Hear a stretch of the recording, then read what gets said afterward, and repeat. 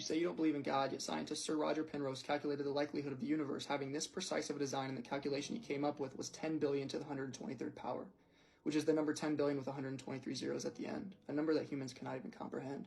You say you don't believe in God, yet atheist scientist Stephen Hawking stated in his book, The Brief History of Time, that at the moment of the Big Bang, if the expansion rate of the universe was different by even 1/100,000th millionth of a percent, that the universe would have collapsed back on itself. You say you don't believe in God, yet your existence alone as a human was a 400 trillion to 1 odd. You say you don't believe in God, yet did you know if one person's DNA was unraveled and placed end to end, it would stretch to Pluto and back? You say it takes too much faith to believe in God, and to that I'll ask you, have you ever seen non-intellectual produce intellectual? Have you ever seen non-life produce life? Have you ever seen a massive explosion or expansion produce design and order? Every explosion I've ever seen has led to mass destruction, not design and order. You say you can't trust biblical texts because they are ancient manuscripts that were written by men thousands of years ago, yet the Bible is the most preserved text in all of humanity, with over 25,000 manuscripts in the world. I then ask you, why do you trust the reliability of people like Caesar, Galileo, and many other ancient figures when they have far more less items written about them? You say that the Bible has been mistranslated and altered, yet the discovery of the Dead Sea Scrolls in the 1950s have proven that claim to be false.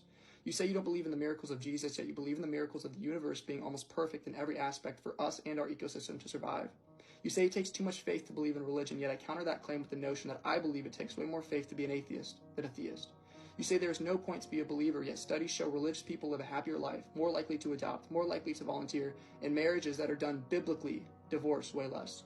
You say you don't need God to have good morals, and you would be correct. But then you cannot ground your morality in anything else but pure opinion.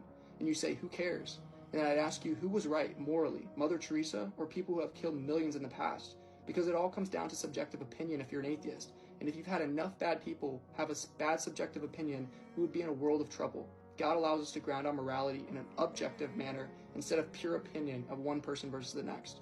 You say the Bible isn't reliable, yet carbon dating has allowed us to see over 2,000 prophecies confirmed from the Old Testament to the New Testament. You say believers are living in a fairy tale, yet the evidence of Christianity is so overwhelming, I would ask you, how can you not believe? You say, why does God allow humans to suffer and not even have enough food to live? And I'll turn that question right around against humanity and ask, why do we as humans allow people to not get enough food and water to survive? You say, why doesn't God just come down and show himself and so that we can believe? And I say to that, he already did, and we killed him. And I know that if he came again, we would try to kill him again because the world hates the truth and loves their sin. Get right with God now. Time is running out.